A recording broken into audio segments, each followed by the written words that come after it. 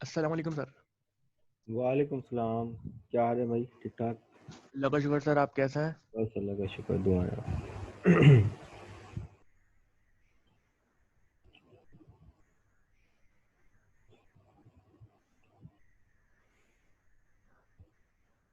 अच्छा, voice clear आ रही है मेरी आप लोगों को? Yes sir.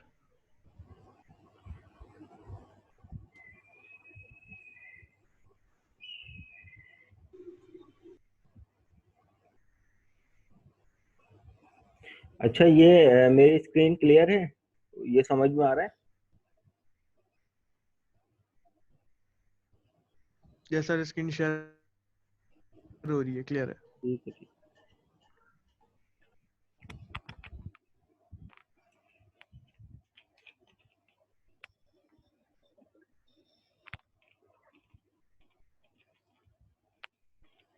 अच्छा स्टूडेंट्स, लैब नंबर 8 आप लोगों को मिल गई थी।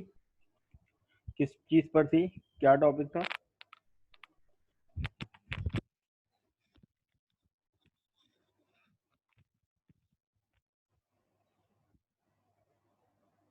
लैब नंबर 8 का।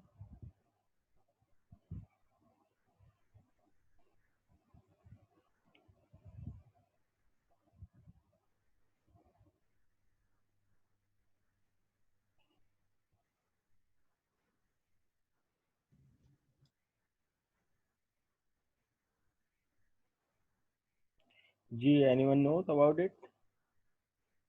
क्या टॉपिक था लैब नंबर 8 का?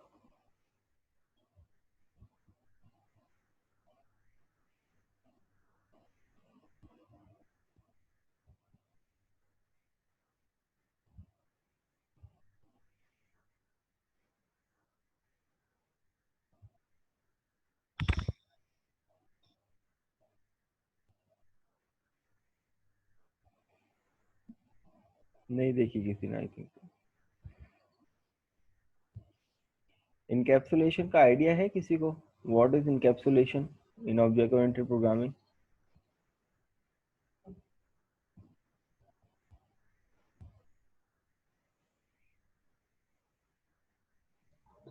No sir.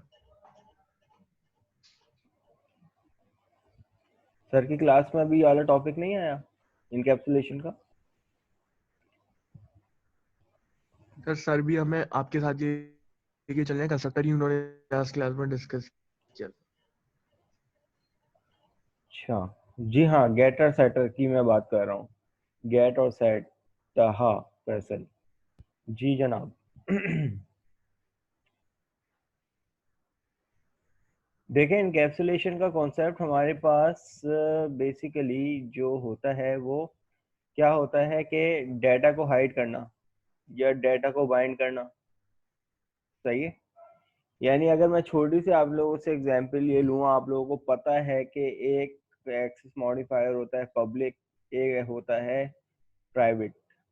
सही है, ये दो तो कॉमनली सबको पता होंगे।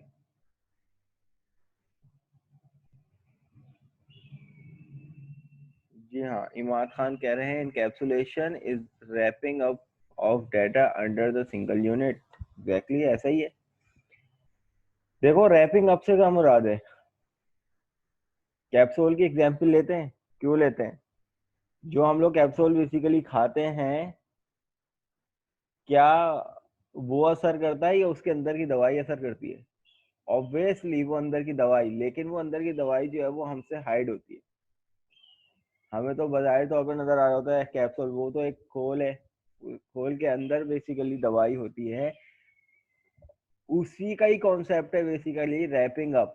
जो रैपिंग अप जो आपने वर्ड यूज किया है ना, ये बेसिकली वही कॉन्सेप्ट है कि आपने उस दवाई को रैप अप किया हुआ है, यानी एक खोल की शक्ल में रैप अप किया हुआ है। सही है, और हिडन तौर पर आप उसको इस्तेमाल करते हो। ठीक है, हिडन तौर पर उसको इस्तेमाल करते हो। खैर, मैं एक्सपेक्ट कर रहा था, लेकिन खैर वर्कलोड आप लोगों के पास यकीनन बहुत ज़्यादा होगा, तो इसलिए वो नहीं देख पाओगे।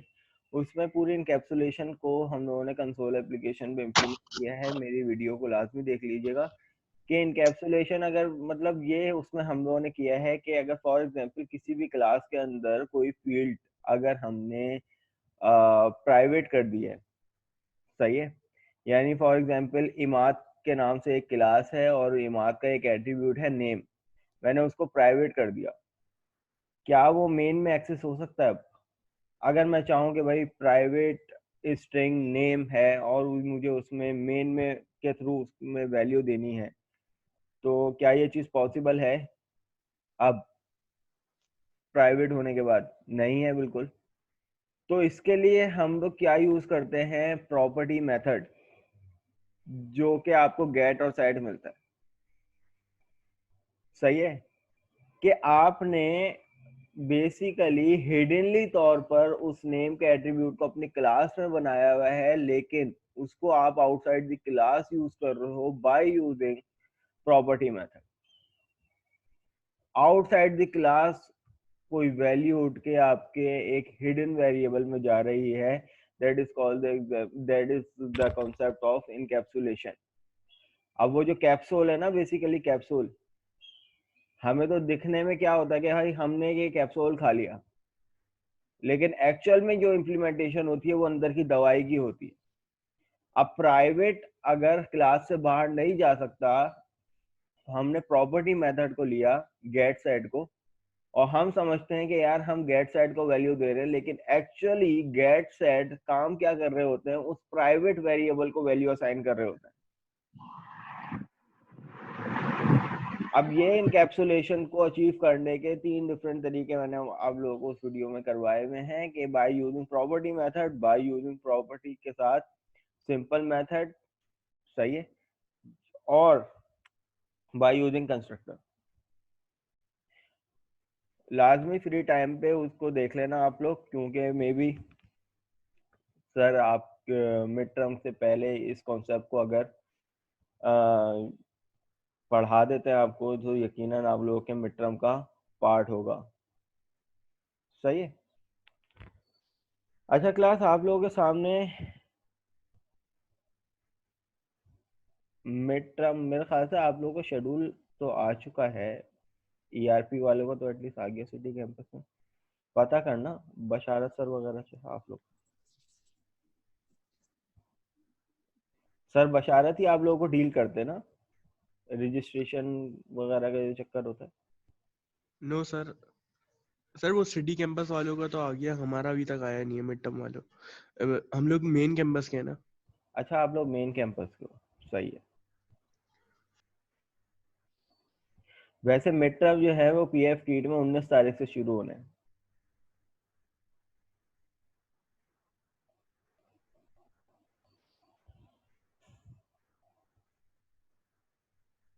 अच्छा स्टूडेंट्स, आप लोगों के पास स्क्रीन शेयर हो रही होगी और उसमें विंडोज फॉर्म का एक टास्क अवेलेबल है।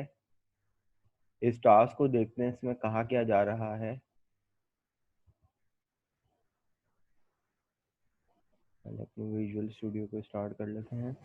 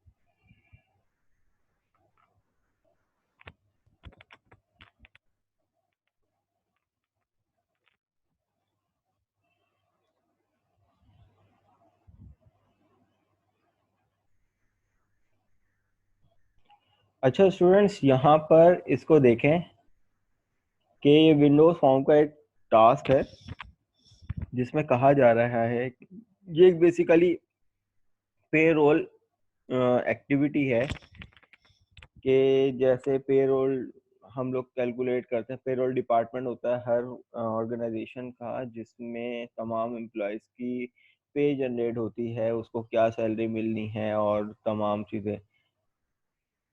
तो इस एक्टिविटी में जो यूजर से इनपुट लेने को कहा हुआ है वो क्या कहा हुआ है कि भाई यूजर जो है वो अपनी आईडी यूजर से इनपुट करेंगे, एम्प्लॉय का नेम, ठीक है, एम्प्लॉय का डेजिग्नेशन और उसकी बेसिक सैलरी। सही है। ये चार जो हैं वो हमने 1 2 3 एंड 4 हमें यूजर से इनपुट लेने हैं। ये तो सिंपल सा काम है, टेक्स्ट बॉक्स उठाएंगे, उसमें से वैल्यू ले लेंगे, या जो भी कंट्रोल आपको एज पर रिक्वायरमेंट समझ में आता है आप उसको ले लोगे। After that the calculate allowances on the basic salary, सही है, of the on the basis of basic पे। देखो, होपफुली आप में से कोई ना कोई जॉब करता होगा तो यकीनन आप लोगों की कोई ना कोई सैलरी बनी हुई होगी। At the time of interview आप लोगों ने जो सैलरी की बात की जाती है वो बेसिकली आपकी बेसिक सैलरी होती है कि इस बंदे की बेसिक सैलरी क्या होगी। ठीक है, तो टाइप ऑफ सैलरीज आप लोगों को पता होंगी कि भाई क्या होती है। एक बेसिक सैलरी होती है, एक ग्रॉस सैलरी होती है और एक नेट सैलरी होती है। सही है। अब इसी तरीके से जिस एम्प्लॉयज के at the time of interview जो बात की जाती है वो बेसिक पे की बात की जाती है कि भाई तुम्हारी बेसिक पे क्या होगी। ठीक है, अब उसके बाद कंपनी ने कुछ थ्रेशोल्ड सेट किए हुए होते हैं, कुछ वैल्यू सेट की हुई होती है कि अगर इसकी basic salary with in the range होगी तो इसको इतना इतना परसेंट हम लोग ये अलाउंस देंगे, कन्वेंस अलाउंस देंगे, मेडिकल अलाउंस देंगे, हाउस रेंट देंगे।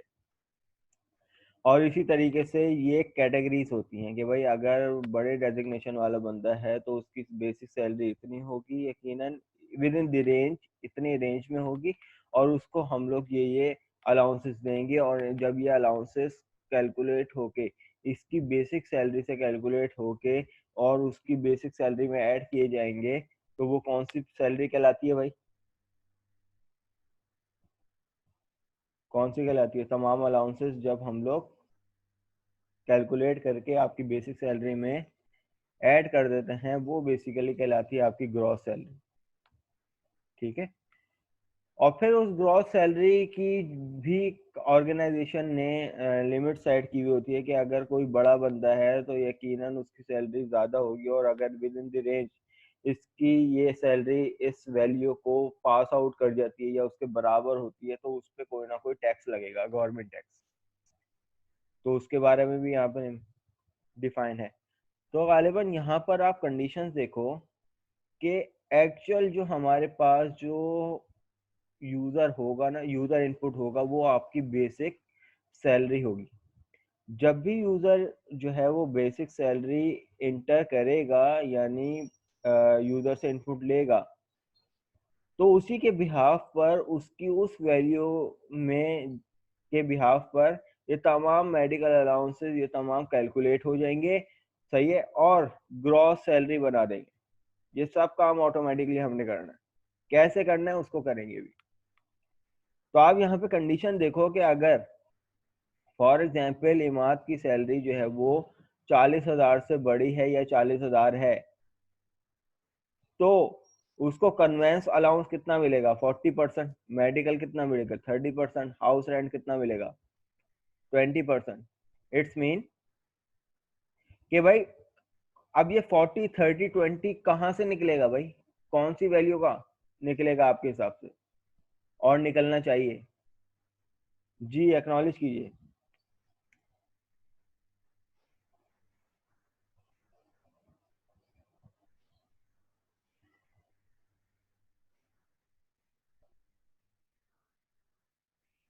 सही है, बेसिक सैलरी का।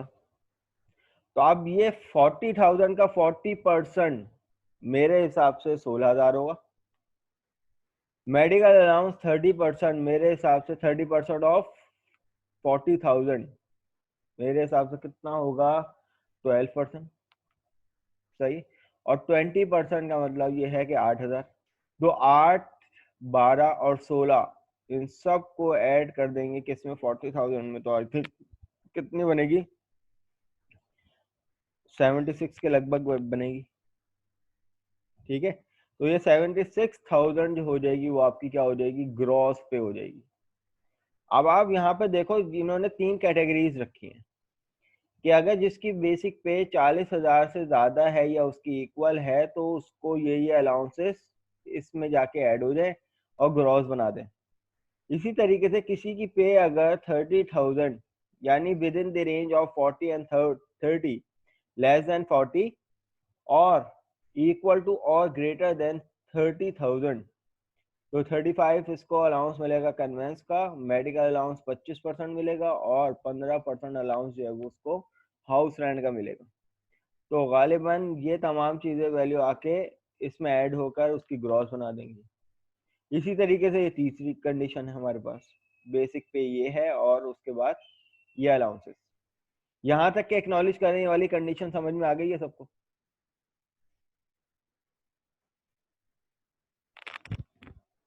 ठीक है। अब अगला काम क्या हुआ है गालिबन के then add all the allowances with the basic pay and calculate the gross pay। ये तमाम अलाउंसेस अपनी अपनी कंडीशन के मुताबिक जो है वो इन सब पे लग जाएंगे और ग्रॉस सैलरी आ जाएगी। अब ग्रॉस सैलरी हमें इन तमाम के बाद हमें जो है वो मिल जाएगी। ग्रॉस पे अगर आपकी ग्रेटर देन और इक्वल टू है कितने के, 60,000 के, तो आप पे इनकम टैक्स 3% लगेगा। सही है, इनकम टैक्स कितना लगेगा? 3%। और ग्रॉस पे अगर आपकी 50,000 से ग्रेटर, सही है, या इक्वल है तो आप पे 2% का इनकम टैक्स लगेगा। सही है। अब ये जो वैल्यू है ना 50,000, ये with in the range of 60 to 50 है, 60 से कम, 50 से इक्वल या ग्रेटर, तो इनकम टैक्स ये लग जाएगा। अब ये इनकम टैक्स जब ग्रॉस पे से डिटेक्ट होकर आपको क्या जनरेट करके देगा, शाबाश बताइए।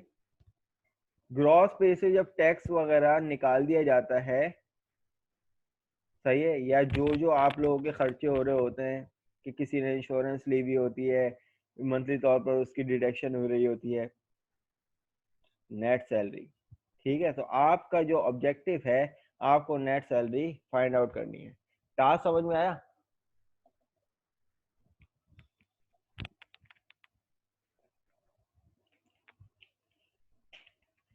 ठीक है भाई, तो आपकी एप्लीकेशन का ये एक छोटा सा मॉड्यूल हो सकता है।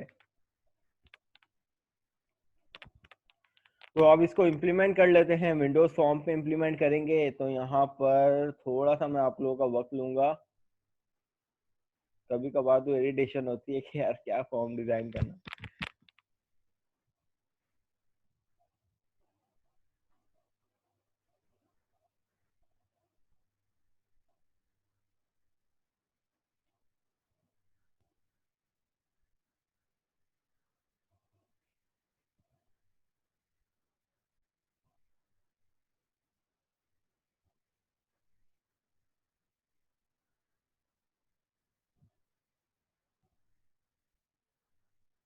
अच्छा, जो यूजर से इनपुट लेना था, हमें क्या लेना था? एम्प्लॉय की आईडी, एम्प्लॉय का नाम, डेजिग्नेशन और बेसिक सैलरी। देन उसके बिहाफ पर हमें क्या क्या मिलना चाहिए था भाई? हमें यहाँ पर convince allowance, medical, house rent. सही है, कन्वेंस अलाउंस, मेडिकल, हाउस अभी रेंट। हाउस रेंट के बाद अभी यहाँ नहीं। पर इनकम टैक्स। तो भाई इधर आएगी मुझसे पूछो। तो यहाँ पर इनकम टैक्स, ये भी एक वैल्यू है, ग्रॉस पे एक, ये एक वैल्यू है, और उसके बाद नेट। तो यानी 4 के बाद 5, 6, 7, 8, 9 और 10। तो यहाँ पे हमने कितनी वैल्यू ले ली? 1, 2, 3, 4, 5, 6, ये हो गई 9। देन उसके बाद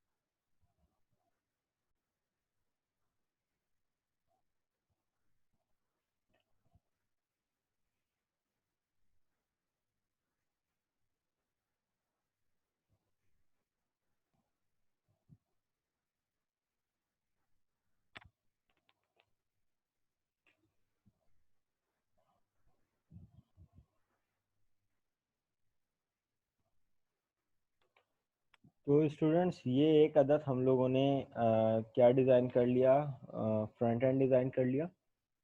और अब यहाँ पर क्लास एक चीज़ देखो कि हमारे पास बहुत सारे यूज़र इनपुट हैं, लेकिन यूज़र इनपुट एक्चुअल में ये तमाम यूज़र इनपुट नहीं है। इनमें कुछ फील्ड्स ऐसी हैं जिसमें ऑटोमेटिकली वैल्यू कैलकुलेट होके आएंगी। जो यूज़र से इनपुट लेना है हमने वो 1, 2, 3 और 4 वैल्यूज़ लेनी है। एक्चुअल में जो ये वाली वैल्यू है बेसिक सैलरी की, वो हमारे मतलब की है। बेसिक सैलरी पे ही तमाम वैल्यूज जो हैं ये ऑटोमेटिकली जनरेट होके ऑन द स्पॉट हमारे पास कैलकुलेट होके आनी चाहिए। ठीक है, तो यहाँ पर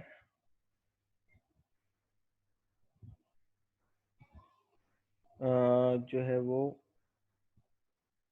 ID अंडरस्कोर करके हम लोग यहाँ पर नाम दे देते हैं ताकि हमारे लिए आसानी हो जाए।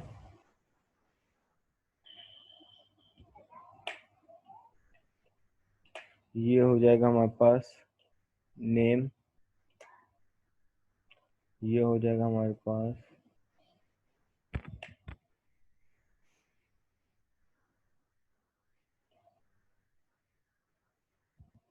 Designation underscore text box free, ये हो जाएगा हमारे पास बेसिक सैलरी।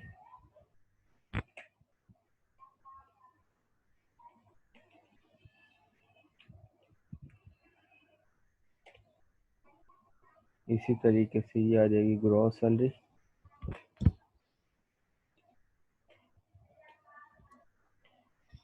ये आ जाएगा हमारे पास मेडिकल अलाउंस।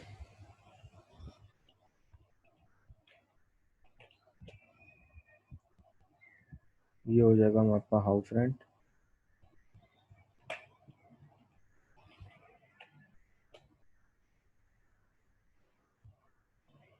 स्क्रीन शेयर नहीं हो रही आप लोगों से स्टूडेंट्स?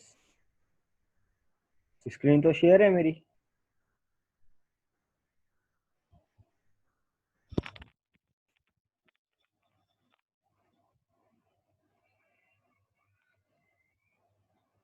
चले मैं दोबारा से शेयर कर देता हूँ अगर किसी को शेयर नहीं हो रही तो।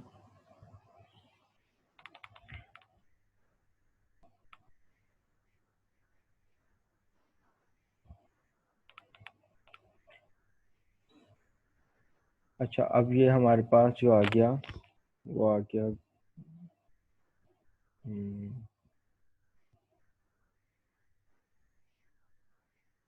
मैंने यहाँ पर ग्रॉस का नाम गलत लिख दिया, कन्वेंस।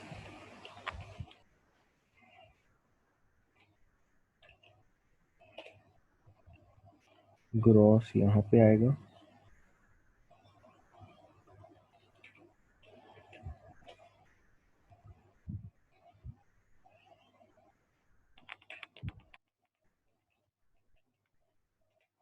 हाउस रेंट इधर आ जाएगा और नेट सैलरी।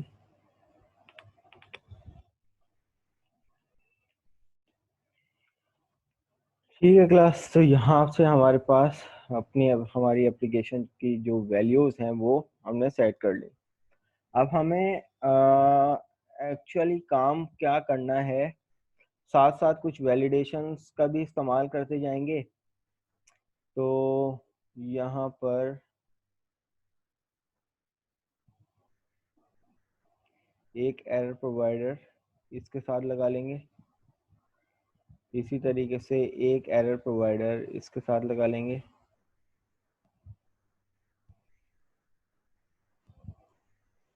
ठीक है, एक एरर प्रोवाइडर हम लोग किसके साथ लगा लेंगे,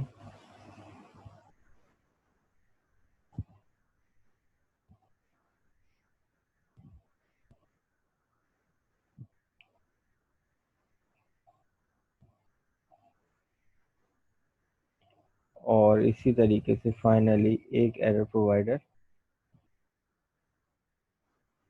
बेसिक सैलरी के साथ लगा लेंगे।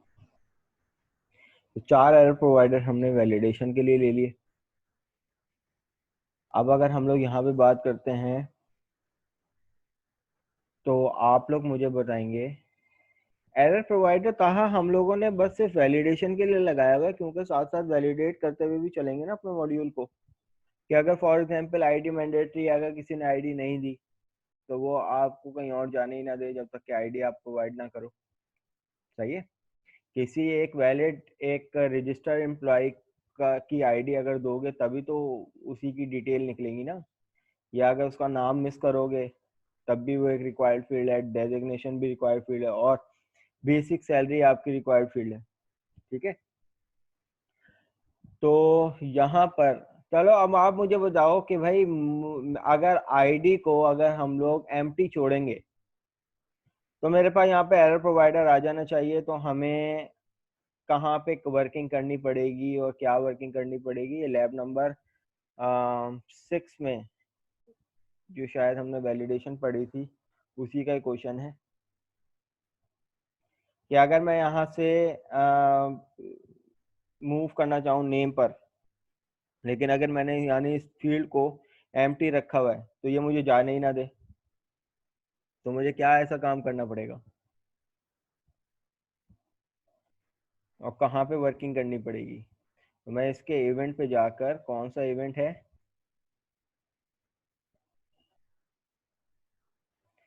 फोकस में जाकर लीव, मैं यहाँ पर इसके लीव के इवेंट पे चले जाऊँ। सही है। लीव का इवेंट था ना कि किसी टैक्स फील्ड से अगर दूसरी टैक्स फील्ड पे जाते हैं तो पहली वाली टैक्स फील्ड का लीव इवेंट चलता है।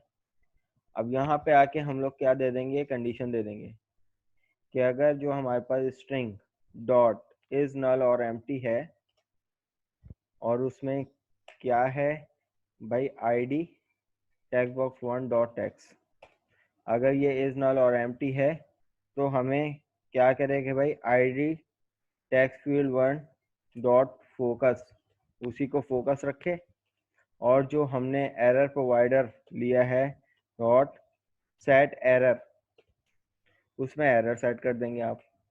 एरर कहाँ से आएगा भाई, आईडी टेक्स्ट बॉक्स 1 डॉट आपका एरर क्या होगा, आईडी आईडी रिक्वायर्ड,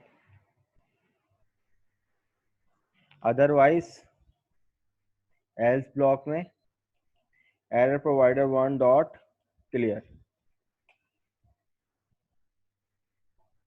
ये वाली कोडिंग तो समझाने की जरूरत नहीं है, ये सबको क्लियर है।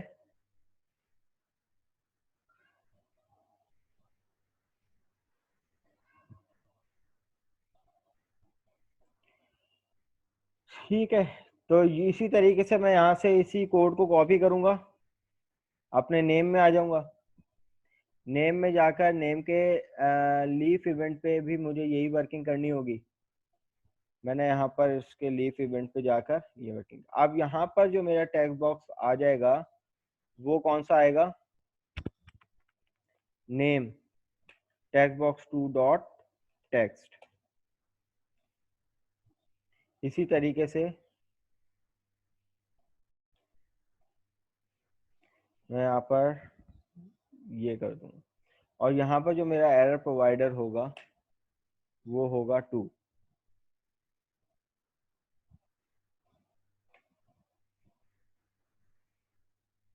ठीक है। तो यहाँ से इसी कोड को कॉपी कर लेते हैं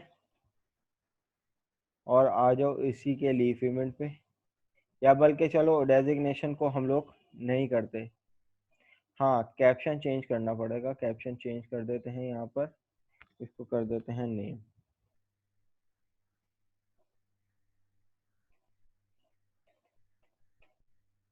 नेम रिक्वायर्ड, डेजिग्नेशन को छोड़ दो, बेसिक सैलरी पे आ जाते हैं। जब तक ये बेसिक सैलरी नहीं देंगे तब तक ये कैलकुलेशन नहीं होगी, तो यहाँ पर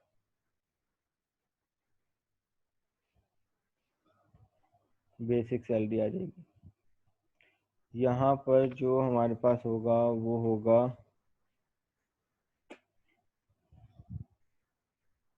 basic salary 4।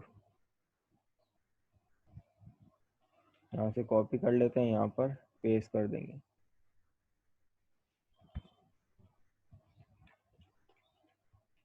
Basic salary required, यहाँ पर आ जाएगा एरर प्रोवाइडर नंबर 4। अच्छा क्लास, जो अब जो वर्किंग हमारे पास शुरू होगी वो कहाँ से शुरू होगी? अगर मैं यहाँ पर अपनी एप्लीकेशन को रन करता हूँ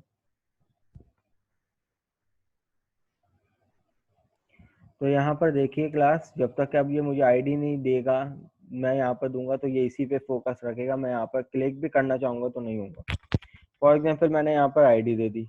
अब नेम जब तक के नहीं दूंगा तब तक ये मुझे यहीं पे फोकस रखेगा। तो यहाँ पर हमने नेम भी दे दिया। ये डेजिग्नेशन XYZ कुछ भी आ सकता है,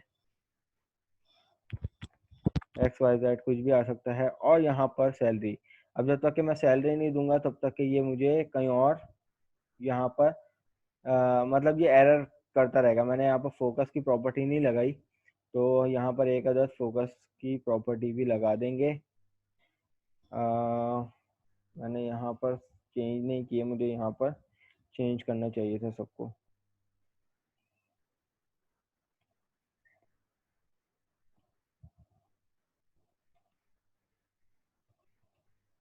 ठीक है, लेकिन क्लास देखो, अब यहाँ पर जो कैलकुलेशन स्टार्ट होगी ना, वो कहाँ से स्टार्ट होगी कि भाई जब यूजर जो है वो बेसिक सैलरी इंसर्ट करे, जैसे यहाँ पर कुछ भी लिखे वैल्यू, तो ऑटोमेटिकली वैल्यू जनरेट होना शुरू हो जाए।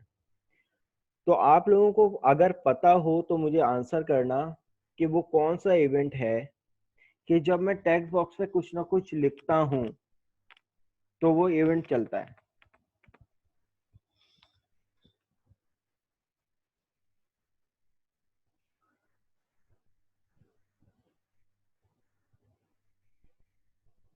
जी जनाब।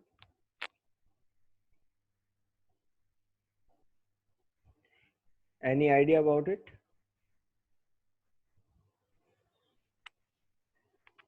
मुझे उस इवेंट का नाम बता दें कि जब मैं किसी भी टेक्स्ट बॉक्स पे लिखता हूं तो वो वाला इवेंट चलता है। उस इवेंट का नाम होता है गालिबन टेक्स्ट चेंज। ठीक है, टेक्स्ट बॉक्स का नाम अंडरस्कोर टेक्स्ट चेंज। तो अब ये वाला इवेंट आता कहाँ से है?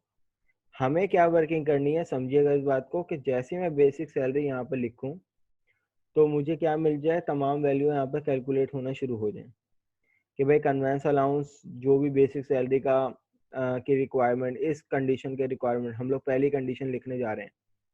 पहली कंडीशन क्या थी? अगर बेसिक सैलरी 40,000 है तो कन्वेंस अलाउंस इसी का 40%, इसी का 30%, मेडिकल और इसी का हाउस रेंट 20% यहाँ पर आ जाए। ऐसा ही है। तो अब हमें यहाँ पर क्या करना है, इस टेक्स्ट बॉक्स पे जब हम लोग लिखें तो ये वैल्यू कैलकुलेट हो जाए, तो मैं इस टेक्स्ट बॉक्स पे डबल क्लिक करूंगा तो बेसिक सैलरी, सही है, basic underscore text box underscore text change, ये उस इवेंट का नाम है कि जब आप लिखते हो। देखो अगर आप लोगों को याद हो तो लैब नंबर 1 या 2 में आप लोगों ने अगर शायद मेरी वीडियो देखी हो तो उसमें साइन अप पैनल जब हम लोग डिजाइन कर रहे थे तो वहाँ पे एक एक्टिविटी परफॉर्म की थी। उस एक्टिविटी में क्या हो रहा था कि पासवर्ड और कंफर्म पासवर्ड, जब आप पासवर्ड में लिख रहे थे कुछ या कंफर्म पासवर्ड में लिख रहे थे तो आपके पास, जैसे आप लिख रहे थे पहला टेक्स्ट लिखा था तो आपके पास लेबल में ऑटोमेटिकली क्या आ रहा था, इनवैलिड। जैसे ही आपका पासवर्ड रीटाइप पासवर्ड जो है वो पासवर्ड से मैच हो रहा था, सही है, तो ऑटोमेटिकली क्या आ रहा था लेबल में, ऑन द स्पॉट उसी वक्त लेबल में लिखा हुआ आ रहा था कि भाई पासवर्ड वैलिड, पासवर्ड मैच या जो भी थी। तो वो इस टेक्स्ट चेंज का इवेंट था। तो अब यहाँ पर हमें क्या करनी है, वर्किंग करनी।